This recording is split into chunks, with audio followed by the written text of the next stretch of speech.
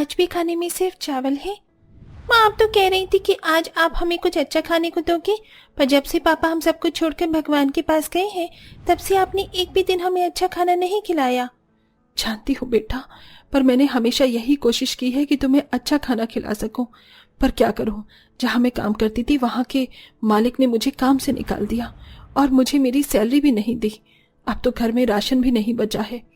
माँ, कोई बात नहीं, पर चावल भी बुरे नहीं है, हम इसे ही खाकर अपना पेट भर लेंगे। आप बस दुखी मत हुआ करो, मुझे अच्छा नहीं लगता। मेरी 5 बेटियां कितनी समझदार हैं। माँ, कल से तो नवरात्रि शुरू है, मैं सोच रही हूँ आपकी तरह इस बार मैं भी 9 दिन की व्रत रख लूँ। इसी बहाने थोड़ा खाना भी बच जाएगा और मैं सच्चे दिल से माता के 9 रूप की पूजा कर पाऊंगी। अपनी बेटियों की बातें सुनकर अर्चना की आंखों में आंसू आ जाते हैं और अर्चना अपनी बेटियों के साथ खाना खाकर सो जाती है। अर्चना की 5 बेटियां तो सो जाती हैं, पर बेचारी अर्चना को नींद नहीं आती और वो सारी रात करवटें बदलते हुए गहरी सोच में डूबी रहती है। कल नवरात्र का पहला दिन है। माता की चौकी बैठने के लिए भी मैंने कोई सामान नहीं लिया। अब कल कैसे पूजा करूंगी? माता रानी को क्या भोग लगाऊंगी? अब तो मेरे हाथों में पैसे भी नहीं हैं। अब मैं कल से अपनी बेटियों का पेट कैसे भरूंगी? हे माता रानी, अब तू ही मेरी मदद कर सकती है, कोई चमत्कार कर। अर्चना की पूरी रात इसी सोचने में निकल जाती है कि अब वो कैसे अपनी 5 बेटे की परवरिश करेगी और इस नवरात्र में माता रानी का भोग कैसे लगाएगी। और देखते देखते सुबह हो जाती है और सुबह होते ही अर्चना माता रानी की पूजा करके घर से निकलने लगती है कि तभी रिंकी अपनी माँ को रोकते हुए उससे पूछती है, माँ, तुम इतनी सुबह सुबह कहाँ जा रही हो? तुमने अब तक खाना भी नहीं बनाया, मुझे बहुत भूख लग रही है। बेटा, मैं बाहर जा रही हूँ, आकर तुम 5 के लिए खाना भी बना दूंगी। तुम फिक्र मत करो, मैं जल्दी घर आ जाऊंगी। परी बेटा, तुम अपनी बहनों का ख्याल रखना, मैं बस अभी खाने का इंतजाम करके आती हूँ। ठीक है माँ, पर तुम जहाँ भी जा रही हो जल्दी आना, हम तुम्हारा इंतजार करेंगे। अर्चना भूखी प्यासी घर से निकलती है और काम की तलाश करती है, पर उसे कहीं काम नहीं मिलता और तेज धूप होने की वजह से उसे चक्कर आने लगते हैं। और तभी एक बाइक वाला अर्चना को टक्कर मारकर चला जाता है और अर्चना जमीन पर गिर जाती है। अरे देखो, वो बाइक वाला उस बेचारी औरत को टक्कर मार के चला गया।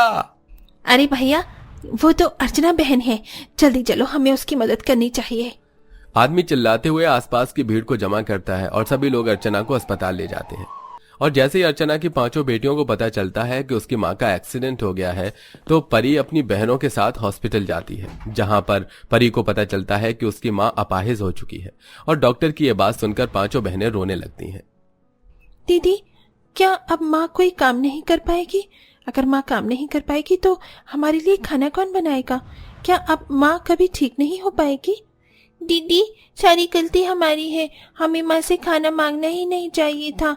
ना माँ हम खाने की जिद पूरी करती और ना ही माँ खाने की तलाश में बाहर जाती। नहीं नीतू, रिंकी, हमारी माँ को कुछ नहीं हुआ। हमारी माँ बहुत जल्द ठीक हो जाएंगी। डॉक्टर ने कहा है ना कि हमें माँ की देखभाल करनी है। हम 5 बहन माँ की बहुत सेवा करेंगे और उन्हें जल्द ही ठीक कर देंगे।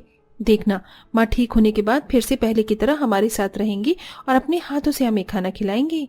माँ, तुम फिक्र मत करो, तुम बहुत जल्दी ठीक हो जाओगी। इस तरह अर्चना की 5 बेटी खुद को संभालती हैं और कुछ देर बाद गांव वालों की मदद से अर्चना को घर ले आती हैं और अपनी माँ की सेवा में लगी रहती हैं। अर्चना के साथ साथ उसकी 5 बेटियां भूखी थीं। इसी तरह 2 दिन बीत जाते हैं, पर उन्हें खाने के लिए कहीं से कुछ नहीं मिलता। और ऐसे ही एक दिन रिंकी रोड पर भीख मांगने जाती है। अंकल, मुझे कुछ खाने को दे दो, मैंने और मेरी बहनों ने 3 दिन से कुछ नहीं खाया है और हमारी माँ भी बहुत बीमार है। अरे दूर हटो मेरे गाड़ी से। हाँ, मैं तुम जैसे गरीब बच्चों को बहुत अच्छे से जानता हूँ। अपनी मासूमियत और गरीबी का फायदा उठाकर तुम हमसे भीख मांगने आती हो और चोरी कर लेती हो। तुम जैसे चोर बच्चों से मैं दूर रहता हूँ, भागो यहाँ से। अंकल, मैं चोर नहीं हूँ, मैं भूखी हूँ, मैं आपकी गाड़ी साफ कर दूंगी, आप बस मुझे कुछ खाने को दे दो, मैं आपके सामने हाथ जोड़ती हूँ। रिंकी हाथ जोड़कर उस आदमी से खाने को मांगती है, पर उस आदमी को उस पर दया नहीं आती और वो उसे धक्के मारकर गिरा देता है। जो तभी वहां दुर्गा नाम की एक औरत आती है जो रिंकी को उठाकर उस आदमी पर भड़कने लगती है। तुम्हें शर्म नहीं आती? मासूम भूखी बच्ची को धक्के मारकर गिराते हो। वो बेचारी तुमसे खाने को ही तो मांग रही है, पर तुम तो इसके साथ ऐसा सलूक कर रही हो मानो जैसे इसने तुमसे तुम्हारी किडनी मांग ली हो। भगवान का दिया तुम्हारे पास सब कुछ है, पर तुम्हारे माँ बाप ने तुम्हें अच्छे संस्कार नहीं दिए। अरे अगर तुम्हें इस बच्ची पर इतनी दया आ रही है तो तुम खिलाओ ना इन्हें अपने घर ले जाकर। मेरे पास तुम जैसी औरतों की बकवास सुनने का टाइम नहीं है, लेट हो रहा है मुझे, अब हटो यहाँ से। इंसान को उनके कर्मों का फल यही भुगतना पड़ता है। तुझे अपनी जिस चीज पर गुमान है वो सारी चीज तुझसे जल्द ही छिन जाएगी। और मेरी ये बात हमेशा याद रखना, भगवान उन्हीं का भला करते हैं जो मासूम लोगों का भला करते हैं। बेटा, तुम्हारा घर कहाँ है? तुम मुझे अपने घर ले चलो, मैं तुम्हें खाना खिलाऊंगी। इतना बोलकर माँ दुर्गा रिंकी के साथ उसके घर जाती है।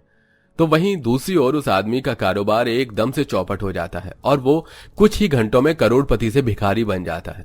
अब जब माँ दुर्गा रिंकी के साथ उसके घर आती है तो वो अर्चना को बिस्तर पर लाचार पड़ी हुई देखती है और अर्चना की 5 बेटियां भूख से तड़प रही होती हैं। ये देख दुर्गा माता मन की आवाज में अर्चना से बातें करती है।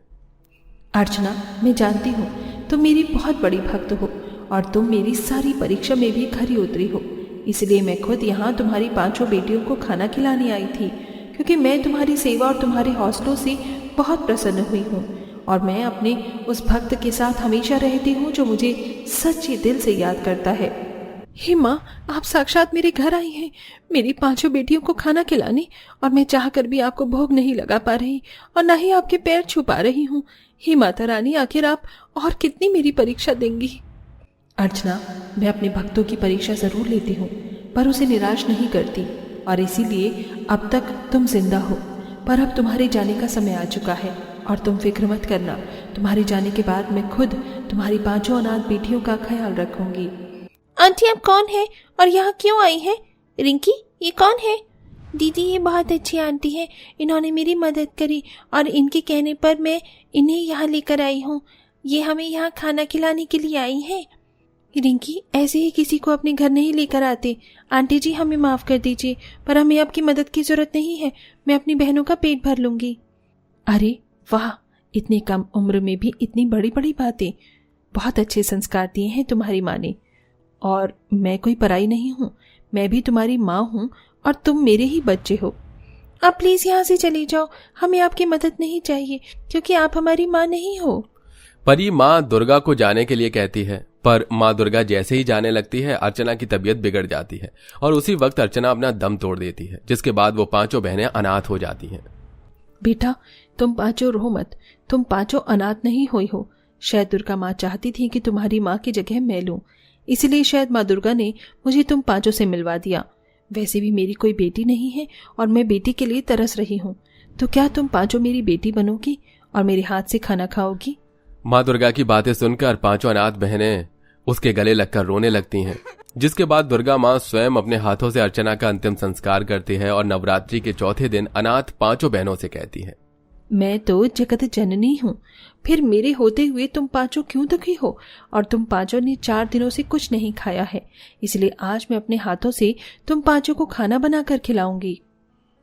इतना बोलकर माँ दुर्गा घर से बाहर जाती है और राशन लेकर घर में आती है और 5 बहनों के लिए अपने हाथों से खाना बनाती है और उन 5 को जैसे ही खाना खिलाने लगती हैं, परी माँ दुर्गा से कहती है, माफ करना आंटी जी, पर मेरा व्रत है।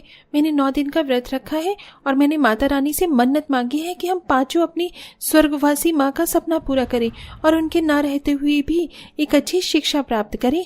फिक्र मत करो बेटा, माँ दुर्गा ने तुम्हारी पुकार सुन ली है। परी की बातें सुनकर माँ दुर्गा मुस्कुराती है और परी की सभी बहनों को अपने हाथों से खाना खिलाती है और इस तरह माँ दुर्गा 5 दिनों तक उनके साथ रहकर उन्हें पेट भर खाना खिलाती है। और एक दिन, बेटा, तुम 5 पढ़ना चाहती थी ना, मैंने स्कूल में तुम्हारा एडमिशन करवा दिया है। कल से तुम स्कूल जाना, अब तुम्हारी सारी जिम्मेदारी मेरी है। आप कितनी अच्छी हैं, आप हमें हमारी माँ से भी ज्यादा प्यार करती हैं। आप रोज हमें पेट भर के खाना खिलाती हैं, हमारा ख्याल रखती हैं। आपने हमें नए कपड़े दिलाए और अब स्कूल भेज रही हैं। हाँ बेटा, मैंने तुम्हें बताया था ना कि मेरी कोई बेटी नहीं है और तुम 5 को ही मैं अपनी बेटी मानती हूँ, और वैसे भी मैंने किसी से वादा किया था तो मैं बस उसे पूरा कर रही हूँ। इस तरह माँ दुर्गा स्वयं अनाथ बेटियों के साथ रहकर उनका ख्याल रखती हैं और 5 अनाथ बहन को पढ़ाती लिखाती हैं और इस तरह समय गुजरता है और बहुत जल्द 5 अनाथ बहनें बड़ी हो जाती हैं। दीदी, हम सबकी सरकारी नौकरी लग गई है, माँ कितनी खुश होगी ना। चलो चलकर उन्हें एक खुशखबरी देते हैं। 5 बहन घर आती हैं पर उन्हें दुर्गा कहीं नजर नहीं आती। नजर आता है तो सिर्फ माता दुर्गा के पैरों के निशान, जिसे देखकर परी समझ जाती है कि उनका पेट भरने वाला कोई और नहीं बल्कि माता दुर्गा स्वयं थी। बहनों, हमने बहुत बड़ी गलती कर दी। हम माता रानी को नहीं पहचान सके। इतने सालों से हमारे साथ जो रह रही थी, हमें खाना खिला रही थी, वो कोई और नहीं, स्वयं दुर्गा माता थी, जिन्होंने हमारी माँ के जाने के बाद हमें पाला पोसा। पूजा, नीतू, रिंकी और पिंकी, चलो मंदिर में जाकर माँ दुर्गा को धन्यवाद करते हैं, क्योंकि आज उन्हीं की वजह से हम इस मुकाम पर पहुंचे हैं और अब हम अपना पेट खुद भर सकते हैं। इस तरह पांचों बहन दुर्गा माँ के मंदिर में जाती हैं और उन्हें धन्यवाद देती हैं और पांचों बहन मिलकर गरीब अनाथ बच्चों की मदद करती हैं। दोस्तों, कहते हैं ना, भक्ति में शक्ति होती है। जैसा कि हमारी कहानी की इन 5 बच्चियों को भक्ति का फल मिला, जिन्हें स्वयं दुर्गा माँ ने पाला और इस लायक बनाया कि वो खुद की और दूसरे गरीब लोगों की मदद करें। दोस्तों, कैसी लगी आपको हमारी ये कहानी? हमें कमेंट बॉक्स में कमेंट करके जरूर बताएं। साथ ही आप किसके भक्त हैं, हमें ये भी जरूर बताएं।